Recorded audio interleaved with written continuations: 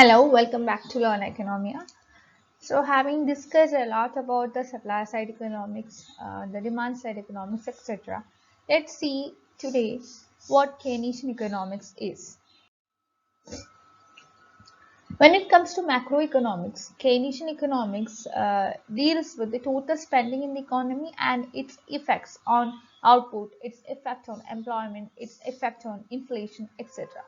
So, the idea of Keynesianism is actually something which came along with a famous economist, John Maynard Keynes, and it was during the 1930s that these ideas came into existence. And it was all out of the attempts made by John Maynard Keynes in order to understand the Great Depression, what happened in the year of 1930s. The central belief of Keynesian economics involves that government should intervene in the economy. And why should government intervene? Government should intervene in order to stabilize the economy. And Keynes was always very much sharp in order to separate the study of economic behavior and the study of individual incentives from the study of aggregate variables and also the aggregate constructs. Keynes could stress for the increased government expenditure by reducing taxation and by increasing government expenditure in order to increase demand in the economy. And as far as Keynes is concerned, this is also important to pull the economy out of the problem of depression. So, Keynesian economics was always involved in the optimum economic performance that could be attained with economic government expenditure, and this is something that can be helping to prevent economic slumps. Keynes always identified the concept of aggregate demand through the intervention of government as an important factor which would be preventing the economy to slip down into a problem. For the same reason, Keynesian economists or Keynesians, they always believe that this kind of an intervention is something that will help our economy to attain what is known as a full employment situation and price stability. So Keynes, to an extent, we have to understand that he is a person who has not at all ready to support the concept of full employment as such. So rather than what he understand is that what exists in economy is something known as less than full employment rather than a full employment situation. Keynesian economics is something that always concentrated on the idea of spending by the government, output creation, inflation, etc. So Keynes was always interested in understanding the economy from a demand perspective. Keynes always think in terms of cyclical swings in the arena of employment, in the arena of output, etc., which would be creating profit opportunities that would be taken up by individuals as well as entrepreneurs in order to correct the imbalances in the economy.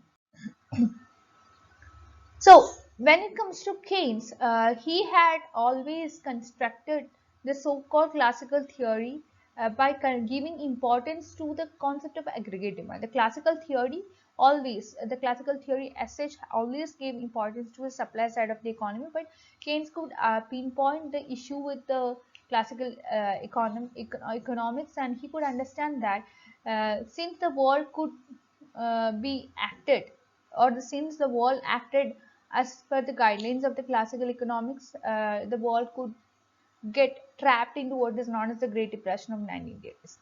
So Keynes came with his own ideas, Keynes came with his own solutions in order to make the economy come out of the situation. And as far as Keynes is concerned, a lower level of inflation and wages would be inducing the people to make their capital investment, and this would be inducing more employment, and this would stimulate economic growth as well. Keynes is a person who always believed that persistence of depression is something that is bad to the economy. And this is something that we can see in his famous work, The General Theory of Employment, Interest and Money. In that book, he had given his own argument against the construction of classical theory, and he could say that during recessions, businessmen would be guided by what is known as pessimism rather than optimism. So for the same reason, there can be certain characteristics of market economies that would uh, deal with, or that would exacerbate, or that would increase, or that would definitely worsen the situation of economic weakness, which would cause aggregate demand to plunge further. That means that aggregate demand would be again falling. So Keynes was actually involved in certain kind of intellectual disputes between intellectual disputes with the classical economists, and he always rejected some of the ideas put forward by almost all of the ideas put forward by classical economists. And Keynesian economics always disputes the notion held by classicals when it comes to wages and its effect on the restoration of full employment. Because as far as Keynes is concerned, labor demand curves would be sloping downward like any other normal demand curve. And when it comes to business condition, Keynes could identify that poor business condition would be causing the companies to reduce their capital investment, and this would have its effect on reducing the overall expenditure, as well as this would reduce the employment opportunities in the economy. Coming to the idea of Keynesian economics and Great Depression, or how can we link these two things? Keynesian economics is also known as depression economics because Keynes has written a famous work, The General Theory of Employment, Interest and Income. So I have already given the name of the book, and this came as a solution to the problems suffered by the economy during the 1930s. And this book, which was written by Keynes, could give some kind of understanding regarding the events that have given rise to Great Depression, and he could understand that the idea of Great Depression or the event of Great Depression cannot be explained without explaining the idea of classical thoughts. So he believed that the idea of Great Depression could not be explained by the classical economic theory, and he say that we have to give solution to the problem of depression, and the offering of solution is something that is beyond the capacity of the classical economist or the classical school of thought. Many other economists argued that the depression that happened during the 1930s, during that time the businesses, investors, all these people, they were facing a lot of problems. As per the classical ideas, if people are driven by their self-interest, there would be something known as invisible hand in the economy that would be driving the economy to growth. But this never happened during Great Depression. For the same reason, Keynes believed that Great Depression is something that is acting counter to the theory of the classical economics. So, Great Depression was caused as a result of the economy growing as per the guidelines of the classical schools of thought. So during Great Depression, we could see that the output was low, employment was low. That means there were a severe unemployment scenario, and this is what made Keynes to think differently from the perspective of the classical economists. And Keynes could establish the real world applications, and he could see that the ideas that he had put forward would be having a huge implication on the economy. Keynes could reject the idea of the natural state of equilibrium that always classical rested upon.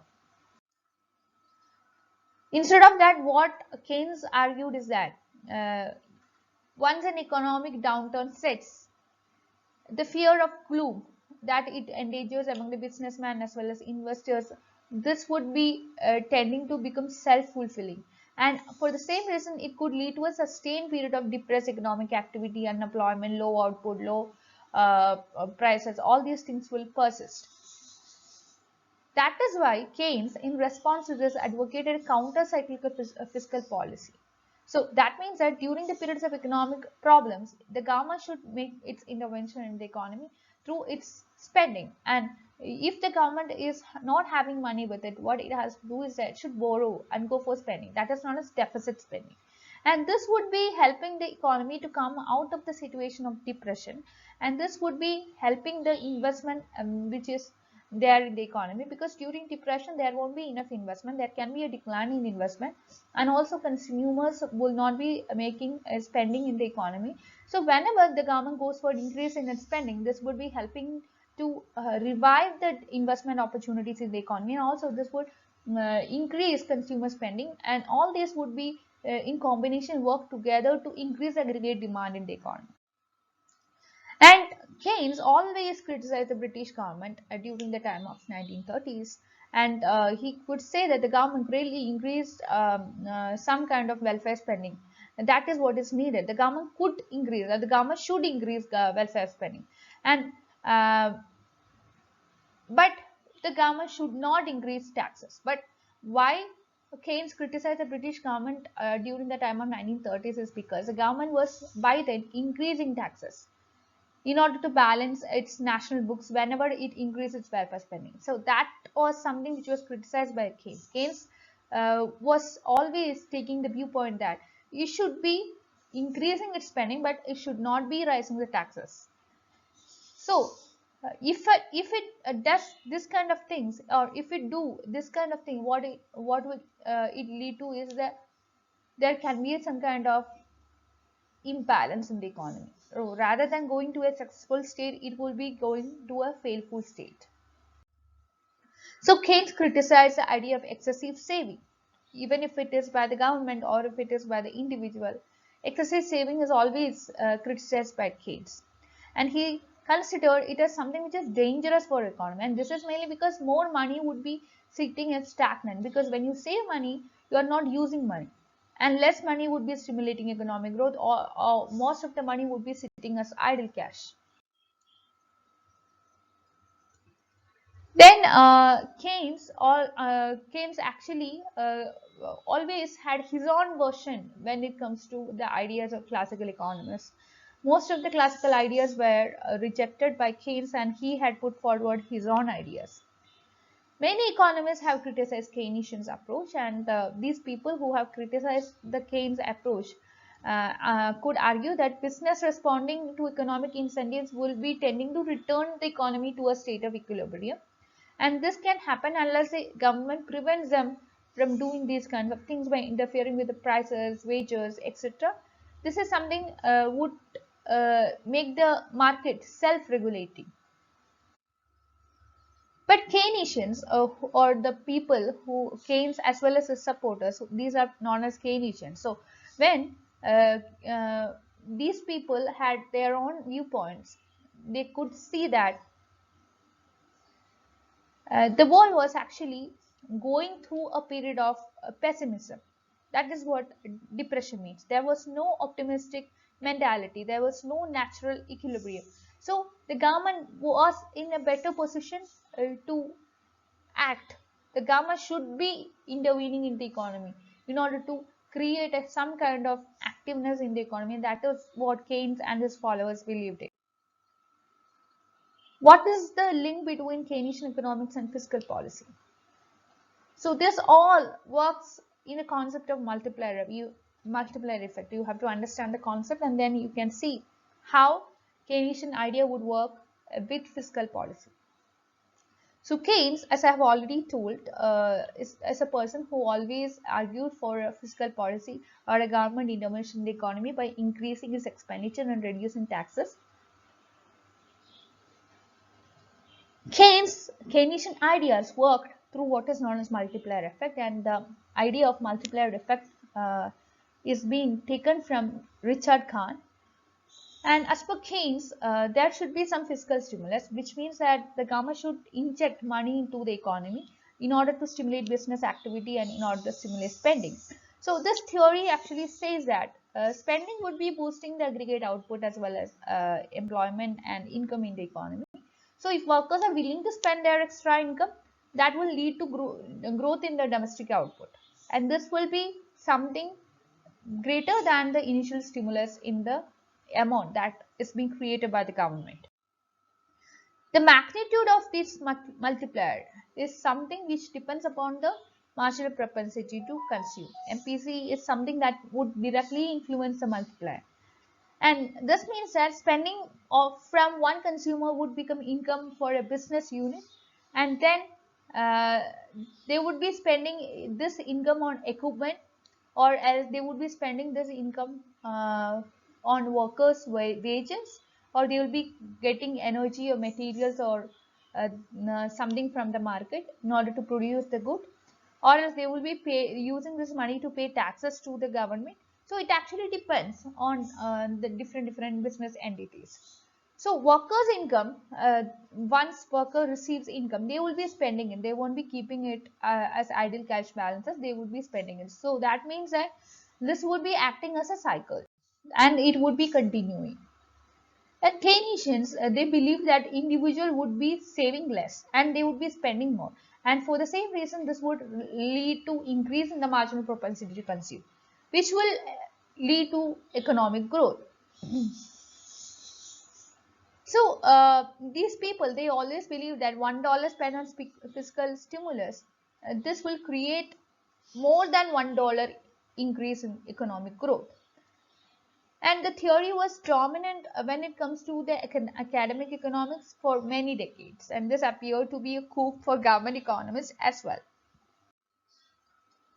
Gradually, several other economists like Milton Friedman, Murray, etc., they could show Keynesian model as misrepresented, or they would be considered that they considered Keynesian economics as something that is a relationship between saving, investment, and economic growth, and this relationship was considered to be misrepresented. And many economists still rely on multiple generator model, and they could even now see that fiscal stimulus is very much important.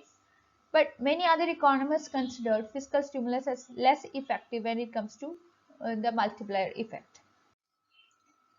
The fiscal multiplier, which is also known as the Keynesian multiplier, this is very important concept in the arena of economics. The other multiplier kinds of things are also like money multiplier, tax multiplier. There have been a lot of multiplier effects that you can see in economics. So this multiplier, when it comes to the Keynesian multiplier, it refers to the money creation process that uh, result from an initial investment made by the government in the economy. Now coming to the money multiplier, what we mean is that the money creation process that results from a system of fractional reserves banking by the central bank. And the money multiplier is something which is less controversial when it is compared with the Keynesian fiscal counterpart. And how Keynesian economics is related to monetary policy. Is there any link? Let's see whether there is any link. So Keynes was always given importance to, or Keynes always gave importance to the demand side of the economy. That is why he says that whenever there is depression kind of things happening in the economy, the government should intervene, and this is very much important to stimulate the aggregate demand or the effective demand in the economy. And this would be helping the economy to come out of the unemployment situation, underemployment situation, and low economic demand. Keynes always gave importance to the direct government intervention, and he could identify that wages and employment are slower to respond to the needs of the market, and this required government intervention. He could argue that prices do not react quickly and change only gradually. And when it comes to monetary policy interventions, this is what could happen. If prices are very slow to change, that can be something which will make the money supply, which is acting as a tool, and at the change in rate of interest uh, fluctuate.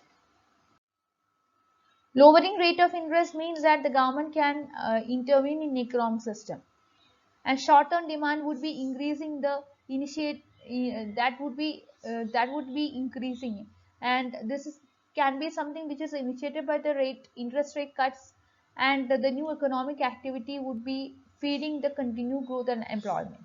But what would happen if the government is not intervening? If the government is not intervening, the cycle would be disrupted and the economic growth would become unstable. and there can be a lot of fluctuations as well.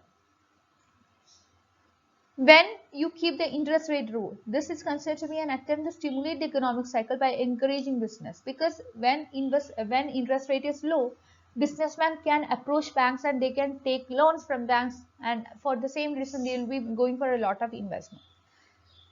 So this is something that is considered to be making spending and stimulation of economy. Lowering interest rate thus would lead to economic improvement. Coming to the monetarist economists, they were focusing on the money supply aspect. So they were telling that the lowering of interest rate would be acting as a solution to deal with the economic problems. They say whenever interest rate becomes zero, stimulating economy would with lowering interest rate would act as a solution. But what happens during 1930s was that even though the interest rate was low, people were not ready to make investment. So interest rate manipulation might not be effective every time. During the Great Depression, even though interest rate was low, people were not ready to go for investment because they were expecting a loss. So who will be ready to go for investment by expecting a loss? And this situation is known as a liquidity trap region. When lowering interest rate fails to deliver result, Keynesian economics considered other strategies which could be employed in order to deal with aggregate demand in the economy. There can be many interventionist policies which we could take, like direct control of labor supply, changing tax rates in order to increase or decrease the money supply, changing monetary policies. But what really helped the economy to come out of the situation of 1930s was that the idea put forward by Keynes. Can we connect the Keynesian economics with the very recent crisis which happened in 2007-8, which is the financial crisis that began in the USA? We have to see that the recession and the financial crisis of 2007-8, this was something again to which we can attach the Keynesian economics to. The federal government could be bailing out, they would be dealing with a lot of issues. It also took into the conservatorship. Some major market players were dealing with problems. In 2009, President Obama signed the American Recovery and Reinvestment Act. So this included a lot of stimulus that the government was giving to the economy, that dealt with a lot of uh, job saving, that dealt with a lot of creation of new jobs. It included tax cuts, it included credit to people, it included unemployment benefits. So it included healthcare related aspects, it included infrastructure as well as education related spending by the government. So these kinds of full stimulus packages by the federal government could be acting as a aid to help the economy to come out of the problem of the recession that happened during 2007 and 8. And let's see in detail who is John Maynard Keynes. I have already told you this person who was born in 83 and died in 46 was a British economist who laid the foundation for the Keynesian economics, which came to be later identified as an important arena in the modern macroeconomics. That is why Keynes could be identified, or he has his own role in the arena of macroeconomics. And Keynes studied at one of the most elite schools in England, and he later went to College of Cambridge University. Then he excelled at maths and received no formal training in economics. Actually, he is a mathematician by education. And coming to the way in which he dealt with the idea of depression and solution to that. As per Keynes, classical economics were dealing with some, what to say, wrong solutions, or they were already offering some wrong solutions. And Keynes could argue that during recessions, there would be pessimism ruling the world, and there should be government intervention in the economy to boost economic activity. And coming to another important school of thought, monetarism, this was something which is associated with the famous economist Milton Friedman. And monetarism is actually a branch of Keynesian economics which had given emphasis to the use of monetary policy over the fiscal policy. So later on, monetarism began a separate branch of economics, not being associated with Keynesian economics. Now you can no longer say that, okay, this is a branch of Keynesian school of thought. Now monetarism is actually a separate school of thought. So monetarism is something that deal with the money supply, and it gave more importance to monetary policy